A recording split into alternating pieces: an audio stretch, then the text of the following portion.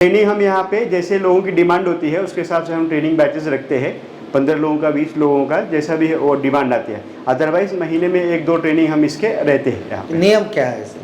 नियम कुछ नहीं है, आपको सीधा कृषि विज्ञान केंद्र पे आप जो हमारे इस सेक्शन के हेड हैं उनको आप बात कर सकते हैं, फ़ोन पे बात कर सकते हैं, या फिर एक नॉर्मल एक लेटर के माध्यम से, ईमेल के माध्यम से भी आप बात करके शेड्यूल अपना करा सकते हैं ट्रेनिंग।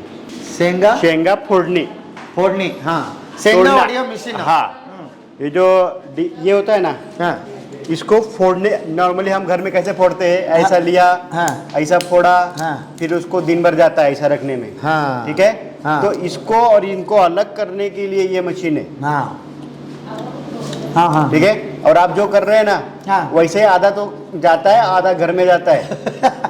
हाँ? तो इसके लिए ये मशीन हम यूज कर सकते हैं। ये मशीन बहुत छोटी है, पोर्टेबल है, आप कभी भी इसको कैसे भी यूज कर सकते हैं, कहीं पे भी, कोई भी एज वर्ग, कोई भी एज ग्रुप आदमी का इसको यूज कर सकते हैं। छोटा बच्चा भी इसको यूज कर सकता है। घर के जो एजेड है वो भी ऐसे बैठे हुए आराम से ऐसे ऐसे करेंगे तो ये निकलता है, ठीक है। और ये देखिए इसकी कैपेसिटी लगभग 1 घंटे में आप कम से कम, आपके ऊपर है, एक 20 kg तक आराम से आप शेंगा ऐसे निकाल सकते हैं। ಬರ್ರಿ ಬೀಗ್ರ ಊಟ ಮಾಡೋಣ. ಬಾಳ್ ಮಂದಾಗ್ಲಿ ತಗೋರಿ. ನಿಮ್ಮ ಬಾಯ ಅರಿಕೆಯಿಂದ ಹಂಗ ಆಗ್ಲೇವಾ?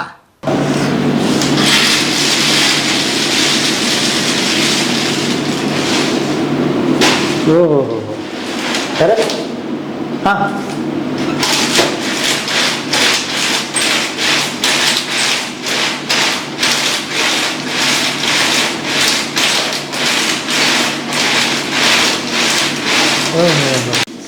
शेंगा फोड़नी, हाँ, शेंगा ऑडियो मशीन, हाँ, ये होता है ना, हाँ, इसको फोड़ने नॉर्मली हम घर में कैसे फोड़ते हैं, ऐसा लिया, हाँ, ऐसा फोड़ा, हाँ, फिर उसको दिन भर जाता है ऐसा रखने में, हाँ, ठीक है, हाँ, तो इसको और इनको अलग करने के लिए ये मशीन है, हाँ, हाँ, हाँ, ठीक है।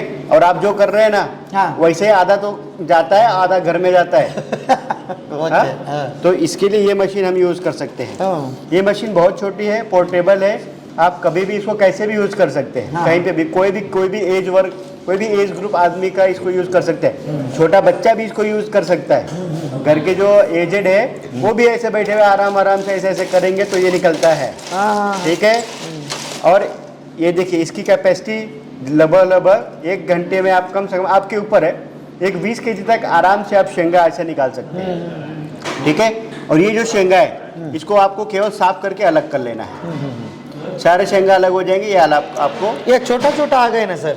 हाँ, ये क्या कर सकते हैं? ये छोटा छोटा अभी है, बाकी है इसमें। इसको केवल साफ करना है, हाँ, साफ करके आप अलग कर लीजिए। हाँ, हाँ, गाँव में लेडीज रहते हैं उनको साफ करने आता है, हाँ, तो वो साफ करके अलग कर लेते हैं। हाँ, हाँ, तो और ये जो शेंगा है, हाँ, ये क्या होता है, इसमें यूज करने के बाद इसको मैक्सिमम हम क्या करते हैं, सोइंग के लिए यूज नहीं करते। हाँ, सोइंग के लिए यूज नहीं करते, क्यों? क्योंकि इसमें बहुत बार क्या होता है, ये रगड़ होने की वजह से शेंगा की क्वालिटी कभी कभी खराब होती है, टर्फल खराब होता है इसका। हाँ, तो ये हम ज़्यादा करके इसको ऑयल पर्पस के लिए ये जो आता है इसको प्रेफर करते हैं, सोइंग के लिए नहीं। कभी कभी सोइंग में अच्छे क्वालिटी का इसमें कोई भी ये नहीं होना चाहिए, स्क्रैच नहीं, कुछ नहीं होता, तब वो ठीक है। ये ऑयल पर्पस के लिए बहुत सही है। दूसरी इसकी कैपेसिटी आप 20 kg तक आराम से निकाल सकते हैं। कोई कॉस्ट नहीं, कोई इलेक्ट्रिसिटी कॉस्ट नहीं है आपको, जितना चाहे आप इसको यूज कर सकते हैं। ये है, ओके। अब जितना चाहे, मतलब आपके कैपेसिटी के ऊपर, बच्चे कोई भी एज ग्रुप आराम से इसको यूज कर सकता है। ओके ओके सर ಏನು ಹೇಳ್ತಿದ್ದಾರೆ ಅಂದ್ರೆ, और 2,500 से 3,000 मैक्सिमम 3,000 के अंदर ही, 1,000 से ऊपर नहीं, अंदर 2 से 2,500 3,000 इसी रेंज में आते हैं। अलग अलग कंपनीज के अलग अलग टाइप के। 1 घंटा का कितना किलो? 1 घंटे में आप आराम से 20 kg तक आराम से शेंगा निकाल सकते हैं। अब ये देखिए, ये 1 kg लगभग 1 से 1.5 kg था, इसको निकालने में आपको मुश्किल से 1 से 1.5 मिनट गया। आपके कैपेसिटी के ऊपर है, आप ज़्यादा तेज चलाएंगे ज़्यादा तेज निकलेगा, आराम से चलाएंगे आराम से निकलेगा। तो 20 से 25 kg तो कहीं पे भी नहीं गया घंटे का। एक बोरी आप चाहो तो 1-1.25 घंटे में आप निकाल के खत्म कर सकते हैं। और वही एक बोरी अगर आपको एक 40 kg का बोरी है, एक 40 kg का शेंगा आपको निकालने के लिए बोले तो कम से कम आपको 3-4 लेडीज लगेंगे उसको दिन भर तोड़ने के लिए। और ये काम केवल आपको 20-25 kg का तो 1 घंटे में करके देगा। जिसका यही एक नुकसान है, इसका जो सीड आता है उसको आप शोइंग के लिए यूज नहीं कर पाएंगे क्योंकि थोड़ा स्क्रैचेस पड़ते हैं। ऑयल सीड ऑयल के लिए, तेल के लिए ये एक नंबर है। इसका जो घर में यूज करने के लिए, मार्केट में बेचने, कंजम्पशन पर्पस जहाँ पे है, हाँ कंजम्पशन पर्पस के लिए आप आराम से बेच सकते हैं, कोई प्रॉब्लम नहीं इसमें। Super sir. ನೋಡ್ರಿ ಇಂಥ ಮಿಷಿನ್ ಮಾರ್ಕೆಟ್ನಾಗ ಸಿಗ್ತಾವೆ, ಬರೇ 3000 ಇದಕ್ಕೆ. ಹಿಂಗೆ ಮನ್ಯಾಗ ಇದನ್ನು ಮಾಡ್ಬೋದು. ಒಂದು ತಾಸಿಗೆ 20 ಕಿಲೋ ಶೇಂಗಾನ ನೀವು ಇದನ್ನು ಬೀಜ ತೆಗೆದು ಬಿಡ್ಬೋದು. ಆಮೇಲೆ ಇನ್ನೊಂದು ನೆನಪಿಟ್ಕೊಡ್ರಿ, ಈ ಬೀಜ ನಿಮಗೆ ಶೇಂಗಾ ಕಾಳು ಮಾರೋಕ್ಕಾಗಲಿ ಅದಕ್ಕೂ ಬರೋದಿಲ್ಲ. ಕಾರಣ ಏನಂತ ಹೇಳಿದ್ರೆ, ಹಿಂಗೆ ಏನು ಮಾಡ್ತೀವಲ್ಲ, ಹಿಂಗೆ ಮಾಡೋ ಕಾಲಕ್ಕೆ ಶೇಂಗಾದ್ದು ಮೂತಿರ್ತಲ್ಲ, ಅವು ಕೆಲವು ಸಾರಿ ಒಡೆಯೋ ಚಾನ್ಸಸ್ ಇರುತ್ತೆ. ಹಾಗಾಗಿ ನೀವು ಶೇಂಗಾ ಕಾಳು ಕರಿತೀಯಲ್ಲ, ಶೇಂಗಾ ಕಾಳು ಹಿಟ್ಟು ಹಚ್ಚಿ ಕರಿತಿರಲ್ಲ ಅಂಥದಕ್ಕೆ, ಶೇಂಗಾ ಕಾಳು ಕರೆದು ತಿನ್ನೋದಕ್ಕೆ, ಚಟ್ನಿ ಮಾಡೋಕ್ಕೆ, ಹೋಟೆಲ್ಗೆ ಅಂಥಲ್ಲಿ ಇಂಥಲ್ಲಿ ನೀವು ಇದನ್ನು ಕೊಡ್ಬೋದು. ಹಾಗಾಗಿ ಇದನ್ನು ನೆನಪಿಟ್ಕೊಡ್ರಿ. ಮತ್ತು ಬೀಜ ಮಾಡೋಕ್ಕಾಗಲಿ ಮತ್ತು ಅಂಗಡಿಯಾಗ ಶೇಂಗಾ ಕಾಳು ಮಾರೋಕ್ಕಾಗಲಿ ಇದು ಬರೋದಿಲ್ಲ. ಇದು ನೆನಪಿರಲಿ ನಿಮ್ಗೆ. 3000 ರೂಪಾಯಿ ತೊಗೊಂಬರ್ರಿ, ಬಿಸ್ನೆಸ್ ಶುರು ಮಾಡಿರಿ. ಸಾಹೇಬ್ರು ಹೇಳ್ತಿದ್ರು, ಈ ಶೇಂಗಾ ದೊಡ್ಡ ತ್ರಾಸದು, ಇದು ತಲೆನೋವು ಹಾಕವು. ಆಮೇಲೆ ಹಿಂಗೆ ಹೊಡಿದ ಒಂದು ಕಾಳು ಇಲ್ಲೇ, ಒಂದು ಕಾಳು ನಮ್ಗೆ ಟೈಮು ವೇಸ್ಟ್ ಆಕೈತಿ ಮತ್ತು ಪ್ರೊಡಕ್ಷನ್ ಕಾಸ್ಟ್ ಭಾಳ ಇಂಪಾರ್ಟೆಂಟ. ಎಷ್ಟು ಉಳಿಸ್ತೀವಿ ಅದ ದುಡ್ಡ್ರಿ. ಹಾಗಾಗಿ ಉಳಿತಾಯಕ್ಕೆ 3,000 ರೂಪಾಯಿಗೆ ಒಂದು ಹೊಸ ಉದ್ಯಮ ಶುರು ಆತ. ಹಿಂಗೆ ಯೋಚನೆ ಮಾಡಿದ್ರೆ ಭಾಳ ಅದಾವು. ಯಾರ್ದ ಹತ್ರ 3,000 ಇರೋದಿಲ್ಲ ರೀ, 3,000 ತೊಗೊಂಡು ಬಿಸ್ನೆಸ್ಸೇ ಶುರು ಮಾಡ್ಬೋದು. ಬಾಯಪ್ಪ 20 ಕಿಲೋ ನಿಂಗೆ ಮಾಡ್ಕೊಡ್ತೀನಿ ಅಂತೇಳಿ ಶುರು ಮಾಡಿರಿ, ನೋಡೋಣ ಎಷ್ಟು ಬಂತು ರೊಕ್ಕ. ಹಾಗಾಗಿ ಇಲ್ಲಿ ಇಂಥವು ಬೇಕಾದಷ್ಟು ಅದಾವೆ. ಕನ್ಯಾರಿ ಮಠದಾಗ ತೋರಿಸ್ತೀನಿ ಬರ್ರಿ. ये मशीन जो है सेम उसी की तरह है। इसका भी काम यही है कि अभी जो शेंग होता है, शेंग अलग करना और ये टर्फल अलग करना, इसका भी सेम एक काम है। वो मशीनरी छोटी कैपेसिटी की है, ये मशीनरी बड़ी कैपेसिटी की और लाइट से है। तो जितना चाहे हम, जब हमें ऑयल के पर्पज़ के लिए हम यूज़ करते हैं, हमारे पास कोई तेल खाना हो या अलग करना हो, तो वहाँ पे ये इस तरह की मशीनरी हम यूज़ कर सकते हैं। हमारी कैपेसिटी जब ज़्यादा हो तब ये मशीनरी हमें छोटे उद्योग के लिए हम आराम से यूज़ कर सकते हैं। कैपेसिटी इसकी उससे लगभग ट्रिपल है। जितना चाहे उतनी कैपेसिटी का हम इसको शेंगा और दोनों अलग करके निकाल सकते हैं। ओके। और ये शेवया बनाने की मशीन है। शाविಗೆ, हाँ, शेवया हाँ, वो मशीन है। ओके। ये शेवया बनाने की मशीन है। ये बहुत फेमस मशीन है। ये लगभग आपको 30 से 35 हज़ार की मशीन पड़ती है। इस मशीन में आप जो हमें होम स्केल में जितना भी लगता है शेवया, आप उस हिसाब से इसकी कैपेसिटी आप बना के निकाल सकते हैं। इसमें लगभग राइस का, गेहूँ का, ज्वार का, ये तीनों ही शेवया आप इसमें बना सकते हैं। Okay okay. ಶಾವಿಗೆ ಮಿಷಿನ್ ಗೆಳೆಯರೇ, ಇದು ಶಾವಿಗೆ ಮಿಷಿನ್. ಇದು ಭಾಳ ಮಾರ್ಕೆಟಲ್ಲಿ ತುಂಬ ಸೇಲ್ ಆಗುತ್ತಂತಿದು. ನಿಮಗೆ ಯಾವ್ಯಾವ ಹಿಟ್ಟು ಸರ್ ಇದು? ಗೋಧಿ ಹಿಟ್ಟ? ಗೋಧಿ, ರೈಸ್, ಸಾರ್ಗಮ್, ಜ್ವಾರ್. ಹಾಂ, ಗೋಧಿ, ಆಮೇಲೆ ಅಕ್ಕಿ, ಜ್ವಾಳ, ಇವು ಮೂರೂ ಇದ್ರೆ ಜ್ವಾಳದ್ದು ಶಾವಿಗೆ ಬರ್ತದೆ ರೀ. जो भी पीट बेस्ड होता है ना, हाँ। जो आटे का, जिसका भी आटा बना है, क्योंकि आटा ही इसमें यूज होता है। आटे जिसका भी आटा आपके पास होगा उसका आटे का हम बना सकते हैं। जिसमें रागी यूज कर सकते हैं, ओके। ज्वार यूज कर सकते हैं, गेहूँ यूज कर सकते हैं और राइस भी यूज कर सकते हैं। तो जैसा आपको चाहिए आप सेवया जैसा भी चाहें आप बना सकते हैं। ಓಕೆ. ಹಿಟ್ಟು ಯಾವ ರೂಪದಲ್ಲಿ ಇರುತ್ತೋ, ಅದು ಯಾವ್ಯಾವ ರೂಪದಲ್ಲಿ ಹಿಟ್ಟು ಬರುತ್ತೋ ಅವೆಲ್ಲವೂ ಶಾವಿಗೆ ಹಾಕವು ಅಂತ ಹೇಳೋರು. ಬರ್ರಿ. ये उससे बड़ी कैपेसिटी है। आपको ज़्यादा कैपेसिटी की चाहिए, स्मॉल स्केल, वो स्मॉल स्केल के कम से कम उसमें फिर भी कम से कम आपको 15-20 kg तक आराम से निकलता है। उससे ज़्यादा कैपेसिटी की चीज़ चाहिए तो ये मशीन हम यूज़ करते हैं। उससे advance work okay. Light waste. एक स्मॉल स्केल के लिए भी है, और उसको जब स्मॉल स्केल से आपको लगता है कि हमारा डिमांड अब ज़्यादा हो रहा है, तब हम बड़ी मशीनरी की तरफ जाते हैं। थोड़ी एकदम बड़े से नहीं जाते, तो उसके लिए हम ये इस तरह की मशीनरी, एक पहला वर्जन, एक देन एडवांस वर्जन। पैसा कितना है सर? पैसा इसका लगभग वही है 40-50 हज़ार रुपये, 60,000 रुपये तक जाता है। हाँ, 40,000 नहीं, 50 to 60,000 rupees. 50 to 60, 30 to 35,000 rupees. ಹಾಂ ಹಾಂ, ಅದು 35,000, ಇದು 50,000 to 60,000. ಓಕೆ.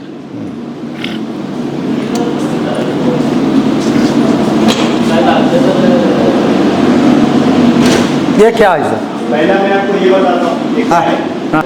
ये हमारे देश में अभी ऑयल सीड का बहुत प्रॉब्लम है। हाँ। ऑयल सीड क्रॉस बहुत कम है जिसमें कि सोयाबीन, ग्राउंडनट और जो भी ऑयल सीड वर्क्स है वो यूज़ होता है। अभी मार्केट में कंजम्पशन के लिए सोयाबीन अभी लगभग हर एक एरियाज़ में जहाँ पे भी पानी है, थोड़ा खरीफ सीज़न में वहाँ लोग सोयाबीन की क्रॉप ले रहे हैं। मेजरली जो सोयाबीन की क्रॉप है वो मध्य प्रदेश साइड्स में ज़्यादा ही की जाती है, उसके बाद महाराष्ट्र का ये सीज़न और राजस्थान के इस बेल्ट में किया जाता है ज़्यादा।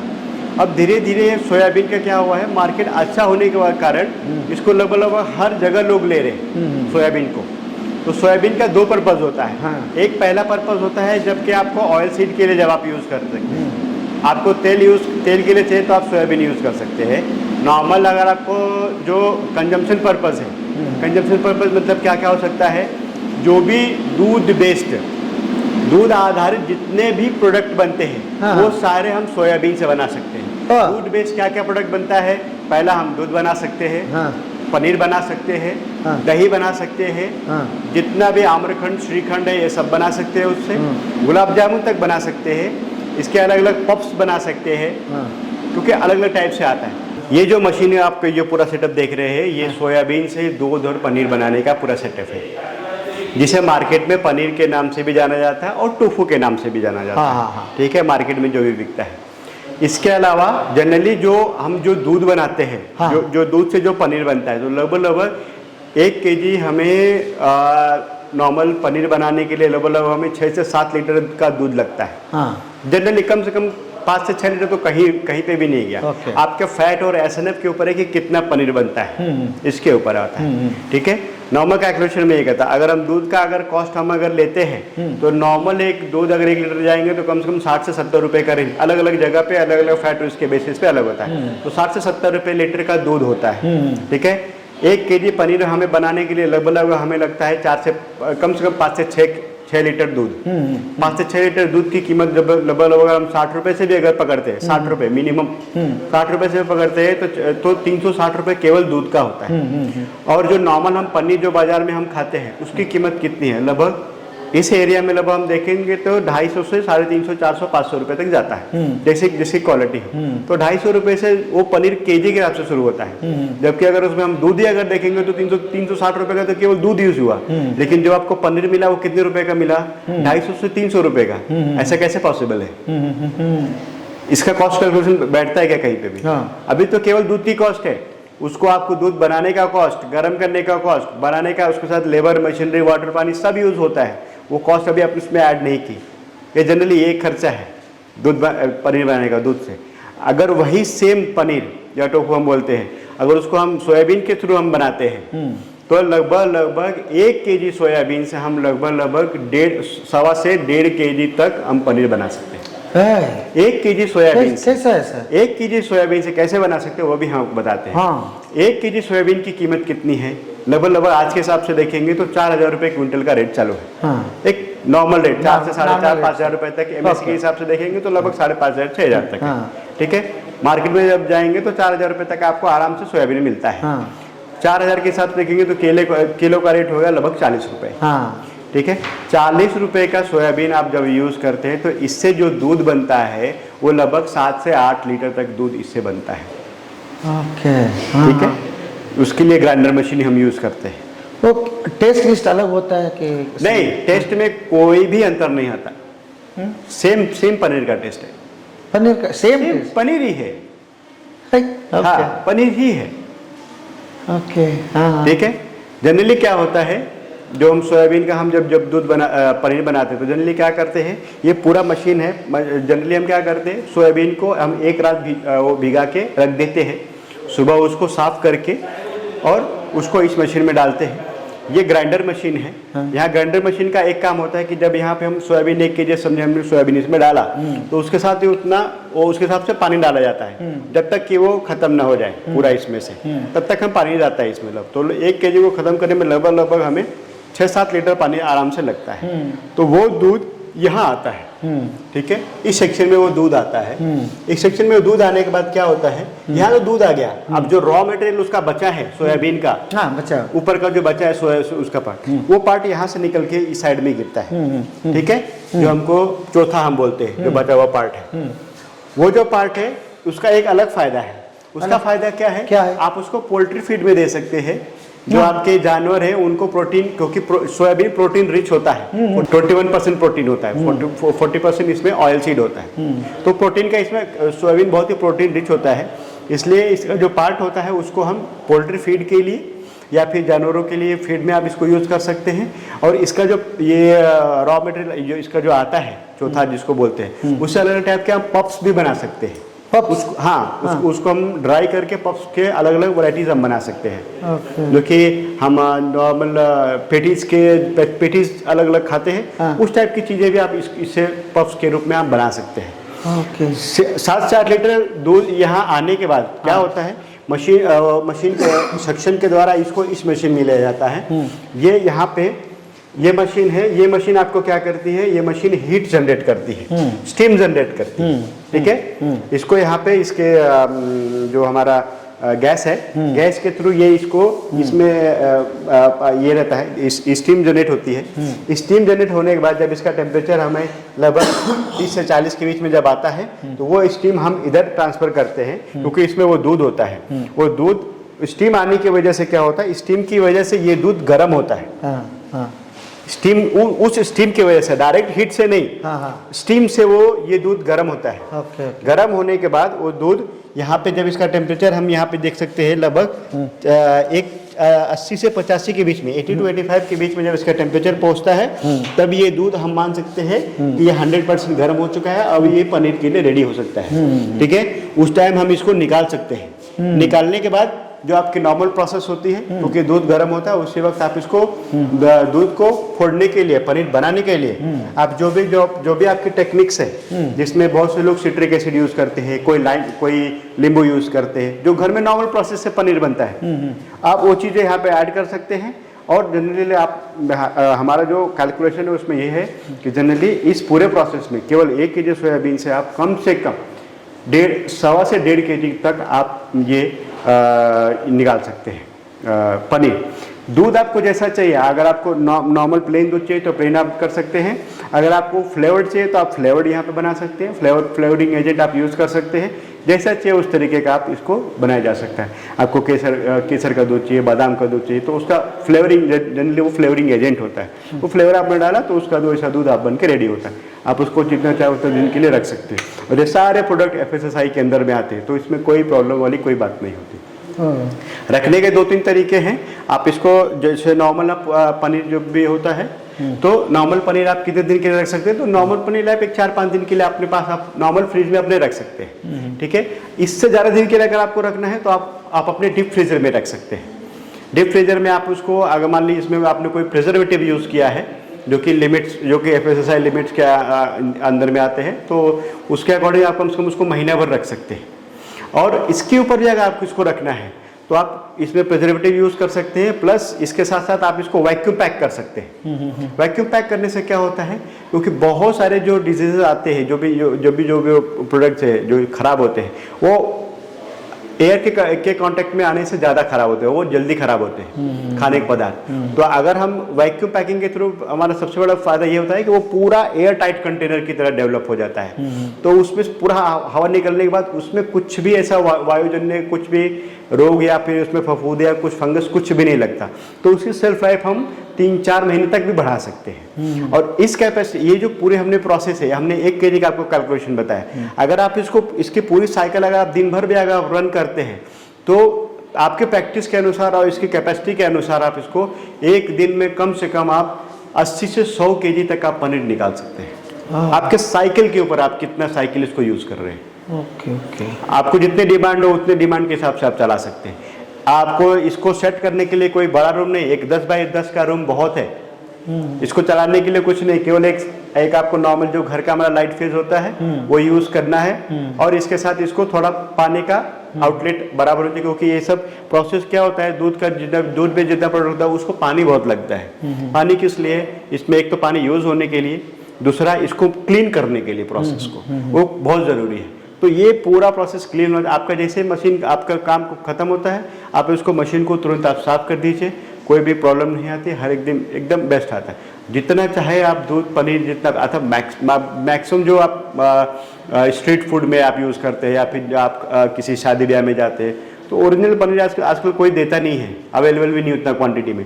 मैक्सिमम जो आपको खाने को मिलता है वो यही टोफू होता है, सोयाबीन के बना हुआ, वही लोग जनरली खाते हैं। जनरली हम जब भी खाना खाने जाते हैं तो हम जो खाते हैं उसमें टेस्ट क्या होता है, तो मेजरली हम क्या खाते हैं, ग्रेवी खाते हैं। ग्रेवी का ही टेस्ट होता है, आप उसमें कुछ भी डालो, चाहे वही सेम ग्रेवी आपको मिक्स वेज के लिए भी यूज होती है, वही सेम आपको शाही पनीर के लिए भी यूज होती है, वही सेम आपको दूसरा जो मसाला पनीर है उसके लिए भी है। उसमें क्या है, इंग्रेडिएंट बस अलग होता है। अब मेजरली आपको टेस्ट किसका आता है, ग्रेवी का टेस्ट आता है। पनीर का टेस्ट आप खा के देखिए, नहीं आएगा आपको।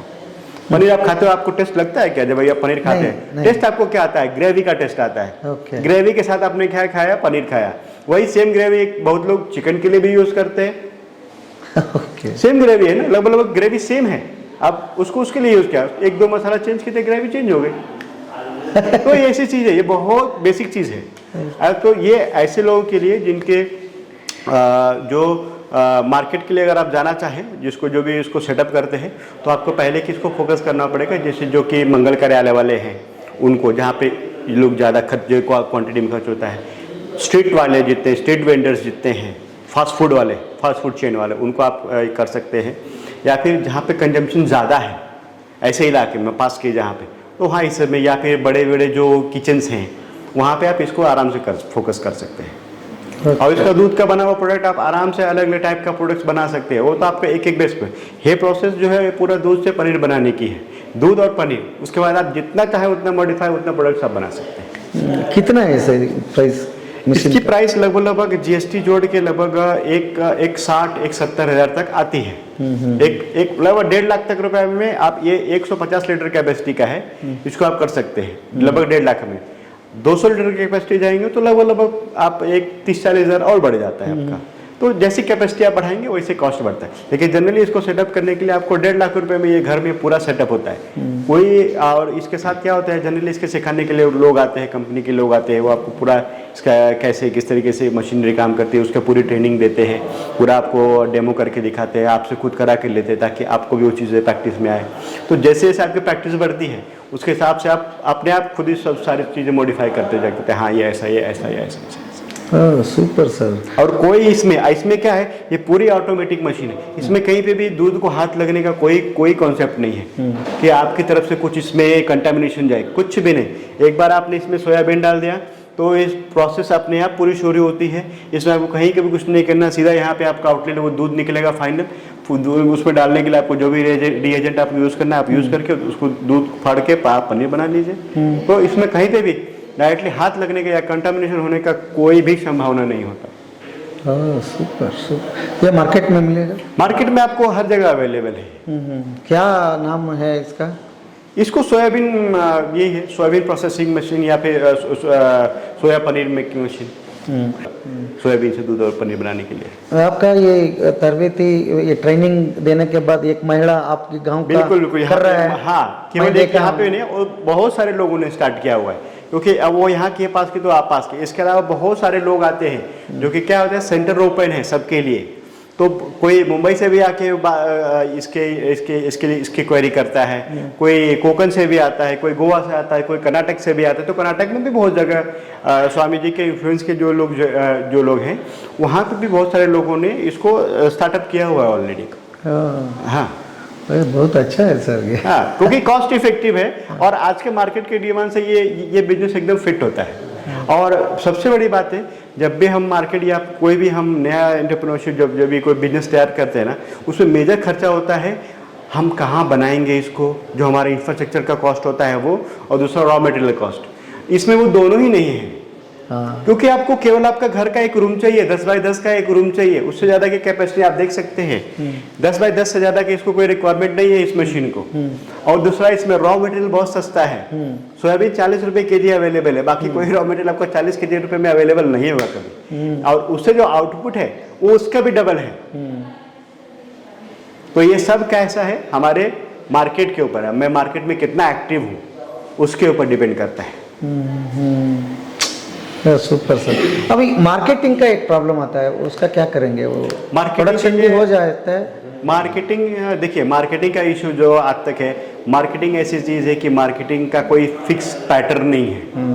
और मार्केट में कोई भी चीज़ आप लेके जाएंगे तो उसको चेक करने वाले या यूज़ करने वाले भी क्या वो फिक्स नहीं है, बदलते हैं, क्योंकि ये खाने वाली चीज़ें हैं। लोगों का टेस्ट बदलता है, प्रेफरेंस बदलता है, तो ये चीज़ें बदलती हैं।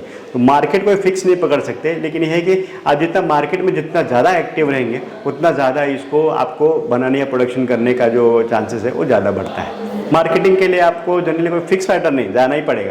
जैसे हमने बोला कि आप होटल वाले को ये फोकस कर सकते हैं, मंगल कार्यालय वालों को फोकस, जो आचार्य लोग होते हैं खाना बनाते हैं उनको फोकस कर सकते हैं। बड़े जो ऑफिसेज है जहाँ पे कंजम्पशन इसके ज़्यादा होते हैं, या बच्चों के जो हॉस्टल्स होते हैं वहाँ ज़्यादा फोकस कर सकते हैं, तो ऑटोमेटिकली उतना जाता है।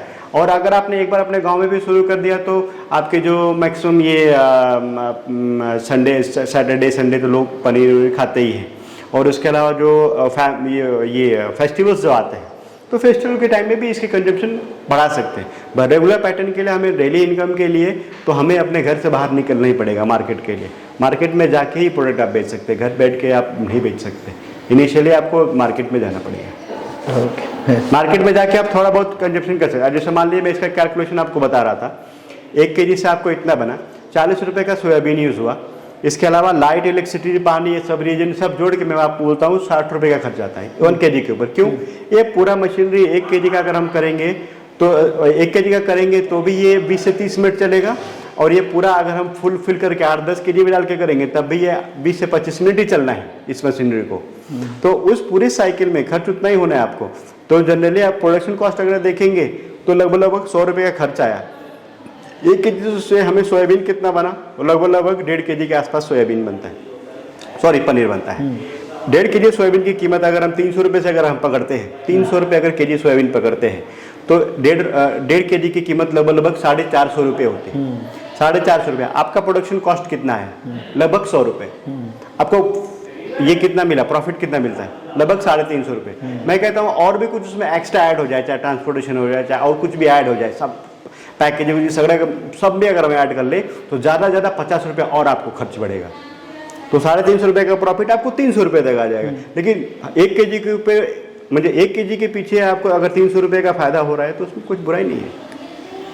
कैपेसिटी के ऊपर है आपके कितना आप मार्केट में फिरते हैं। अगर रोज आपके 10 kg 15 kg अगर पनीर जा रहा है तो आप सोच लीजिए प्रॉफिट कितना होता है। अगर आप, मैं कह रहा हूँ 300 रुपये की जगह छोड़िए, अगर मार्केट में आपने 200 रुपये के अगर बेचा, इनिशियली आपको खुद को स्टैब्लिश करने के लिए भी बेचा ना, तो कम से कम फिर भी आपको 150 रुपये का प्रॉफिट है 1 kg के ऊपर।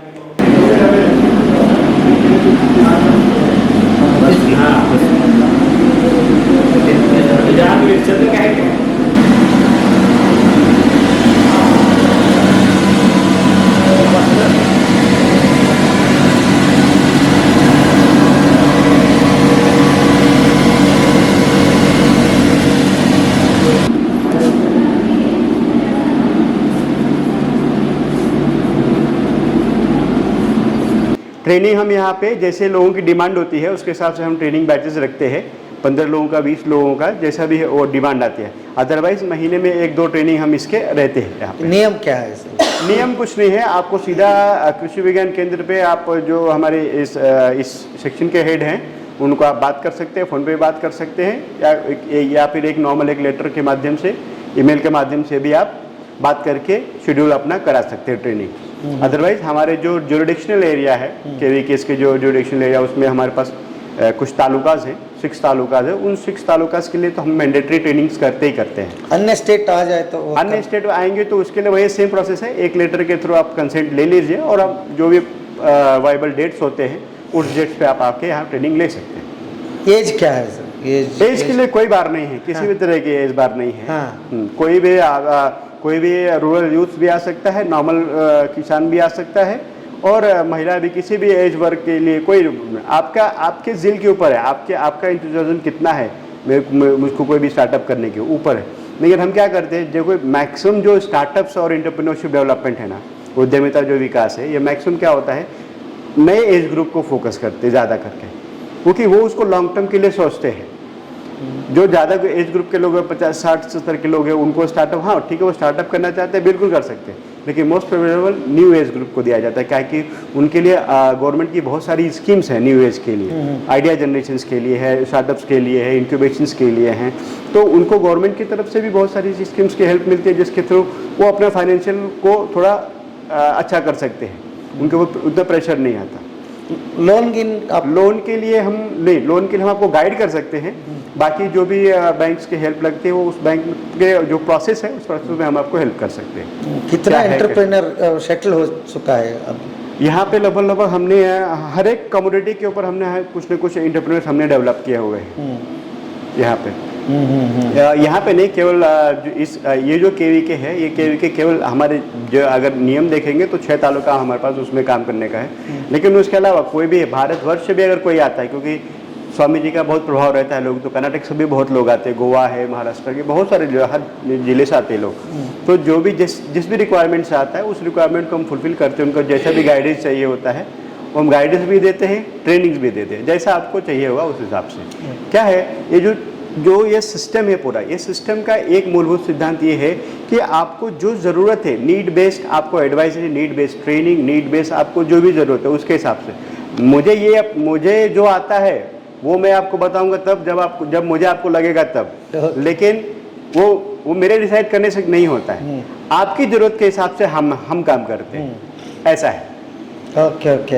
एजुकेशन क्या होता है, वो नियम है क्या एजुकेशन? नहीं, एजुकेशन के कोई नियम नहीं होते, नहीं ऐसा कुछ नहीं। जो भी ट्रेनिंग लेना चाहे वो क्या अगर नॉर्मल भी है तो भी चलेगा, 10th पास है, नहीं अनपढ़ भी है, कोई मतलब पढ़ा नहीं है तो भी चलेगा। स्टार्टअप्स के लिए मुझे नहीं लगता कि कुछ पढ़ने के लिए या MBA करने की ज़रूरत है, बस एक माइंडसेट होने की ज़रूरत है कि मुझे ये स्टार्ट करना है और मुझे इसकी ये बेसिक इन्फॉर्मेशन है ये मेरे पास होनी चाहिए और ये इसके हिसाब से ये इसमें चीज़ें लगती है तो वो कर सकता है। इसके लिए कोई इन्फॉर्मेशन की ज़रूरत नहीं है।